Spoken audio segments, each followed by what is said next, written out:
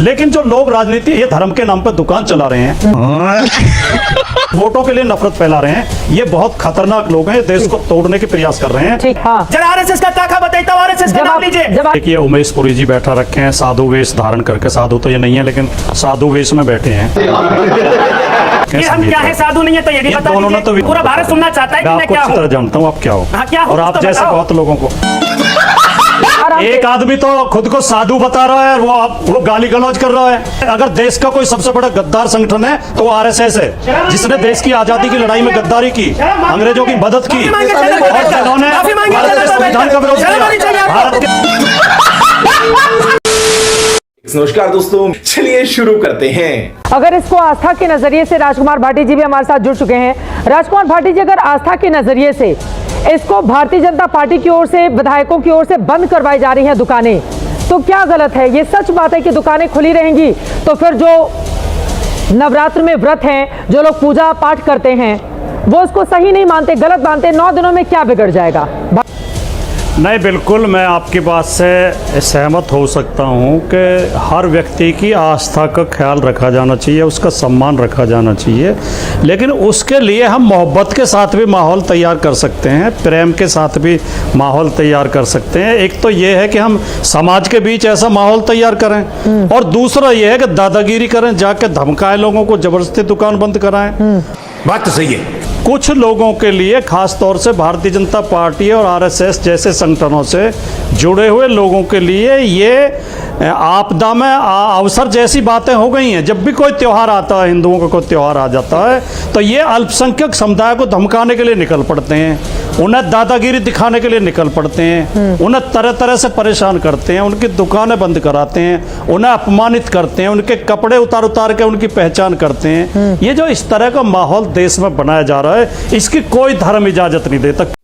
ये बड़ी अच्छी बात कही आप। कानून तो देता ही नहीं है, हमारा संविधान तो देता ही नहीं है, लेकिन कोई धर्म भी इजाजत नहीं दे सकता। मैं उन लोगों को कतई धार्मिक नहीं मानने को तैयार हूं जो दूसरे लोगों को परेशान करते हो, दूसरे लोगों को अपमानित करते हो, दूसरे लोगों को धमकाते हो। मुझे क्रेडिट नहीं चाहिए। भारतीय जनता पार्टी तो इस निचले स्तर पर उतर आई है राजनीति में, राजनीतिक लाभ लेने के लिए मानवता को नष्ट करने पर तुली हुई है। आपने आसाम बीजेपी के वो वीडियो जरूर देखे होंगे जो इन्होंने अपने सोशल मीडिया पर डाले हैं, चित्रा जी जरूर आपने देखे होंगे।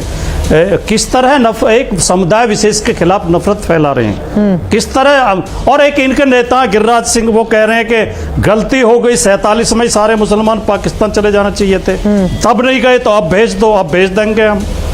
ये कौन सा धर्म है?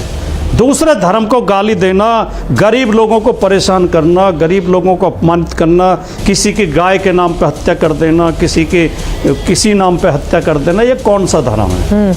बेशर्मो शर्म करो शर्म। ये कोई धर्म है? और हमारा हिंदू धर्म तो इतना महान और इतना उदार और प्रेम मोहब्बत का धर्म है। हाँ। कि हमारे धर्म में तो व्यक्ति पैर भी रखता है तो चींटी को देख कर रखता है कि चींटी ना दब जाए पैर के नीचे। इतने उदार होते हैं हिंदू तो। और ये जो लोग दूसरे लोगों को परेशान कर रहे हैं, ये लोग ये तो मान रहे हैं ना, उदार होने का खामियाजा भी तो भुगतना पड़ता है। वाले लोग, ये विश्व हिंदू परिषद के लोग कहते हैं जब हम उदार होते हैं ज्यादा, नहीं, ये आपकी गलत सोच है, माफी चाहूंगा। ये आपकी ये फंस गया सीएम। चित्रा जी, कोई बोलते होंगे लेकिन पहले तो आपने बोला है। ये भी एक मैं फिर आप नाराज हो जाती हैं। ये बहुत शर्म की बात है कि देश के पत्रकार ये भाषा लेकर बोला। सर मैंने आप जो कह रही हैं कि उदारता का परिणाम है, बाद में लिया आपने। आप ये खेल देखिए सुनिए नाम लेके आप उसका इतिहास क्या रहा है इस देश को सबको पता है, जिसे रामचरित्र मानस बीच में ना बोल। स्वामी प्रसाद मौर्य ने, जिसके बाबर की छाती टोकी हो, और जिसे एसटी हसन ने कावड़ यात्रियों को बेरोजगार कह दिया, वो दूसरे धर्म की बात करने के लिए जिस गोदी में जाके बैठते हैं, और हिंदू धर्म पर चुप रहिए आप। जब बोला जाए तो सुना करिए। एक बार उनकी बात खत्म हो जाए उसके बाद आप बोलिएगा। आप भी ठीक करके देता हूँ। तो सभी लोगों को इस बात का ख्याल रखना चाहिए कि जिनका व्रत है उनकी आस्था को ठेस न पहुंचे। लेकिन जो लोग राजनीति ये धर्म के नाम पर दुकान चला रहे हैं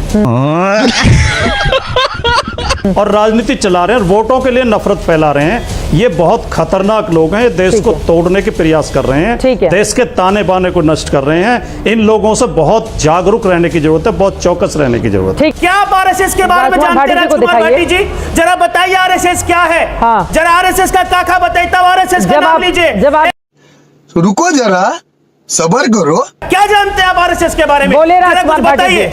मैं बोले आपको चैनल राजकुमार पर भाटी चैलेंज जी। दे रहा हूं, बताइए। बोलिए राजकुमार भाटी जी। आपने चित्रा जी एक तो विश्व हिंदू परिषद के प्रवक्ता बैठा रखे हैं, एक ये उमेश पुरी जी बैठा रखे हैं साधु वेश धारण करके। साधु तो ये नहीं है लेकिन साधु वेश में बैठे हैं। और एक आरएसएस फिर के हम संघ क्या के हैं? बैठा रखे हैं फिर हम संगीत क्या है? राग। साधु नहीं है तो ये भी इन बता दोनों ने दीजिए। तो विश्व हिंदू परिषद ने और उमेश पुरी ने तो मैं बता दूंगा बता दो, पूरा बता भारत दूंगा। सुनना चाहता है कि मैं मैं आपको क्या अच्छी हूं। तरह जानता हूँ आप क्या हो। हाँ, क्या हो और कुछ आप तो जैसे बताओ। बहुत लोगों को जैसे कि आप जैसे बहुत लोगों को जानता हूं। जैसे कि जो भाषा आप बोलने दो, आप बोलने दो। अरे आप भी तो बोल रहे कि मैं जैसे लोगों को चैनल के जानता हूं, अंदर पूरा आप भारत भाषा आपको देख बोल रहा है, रहे हैं। लाइव सुन लेते चैनल हैं, चल सुन रहा लेते है। हैं। एक बता बार दीजिए राजकुमार हम भाटी कौन जी है? से जवाब ले लेते हैं। हाँ, आपने सवाल पूछ लिया है, जवाब सुन लीजिए। बोलिए राजकुमार भाटी साहब। देखिए वीएचपी के प्रवक्ता ने और उमेश पुरी ने तो केवल समाजवादी पार्टी को गालियां दी और राजकुमार भाटी को दी, और संगीत रागी ने मुस्लिम समुदाय को गाली दी। और संगीत रागी ने इतनी आपत्तिजनक भाषा बोली है चित्रा जी के शर्म से सिर झुक जाता है। खुलेआम भारत के संविधान का उल्लंघन किया है, कानून का उल्लंघन किया है, पत्रकारिता की मर्यादा का भी उल्लंघन किया है। आपके चैनल को भी इस पे गंभीरता से सोचना चाहिए कि क्या ऐसे लोगों को चैनल पे बैठाया जाना चाहिए गजब बेइज्जती है। जो भारत के ताने बाने को बिगाड़ रहे हैं, जो भारत के संविधान का उल्लंघन कर रहे हैं, खुलेआम एक समुदाय को ललकार रहे हैं और कह रहे हैं ये गद्दार हैं। देश का सबसे बड़ा गद्दार तो आरएसएस है। अब उमेश पुरी हमसे पूछ रहे हैं। राजकुमार भाटी अब जी आपका सुनिए, अरे बीच में मत चिल्लाइए, गुंडागर्दी मत कीजिए।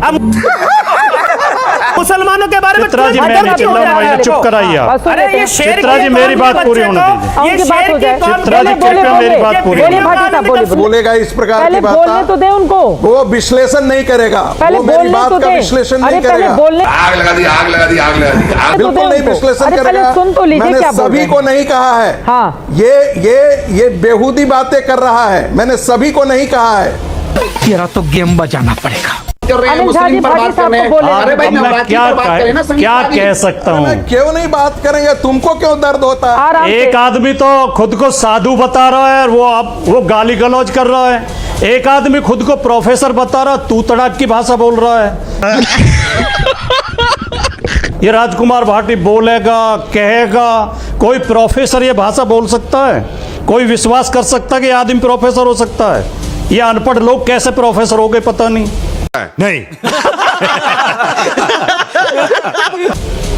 अगर देश का कोई सबसे बड़ा गद्दार संगठन है तो वो आरएसएस है, जिसने देश की आजादी की लड़ाई में गद्दारी की, अंग्रेजों की मदद की और जिन्होंने भारत के संविधान का विरोध किया, भारत के राष्ट्रपिता की हत्या की। प्रोफेसर ही बोल सकता है। और ऐसे मूर्खों को बैठा लेती हैं आप चित्रा जी। ये मूर्ख चिल्लाते रहते हैं, कहां से पकड़ के इन जमुनों को तुम्हारा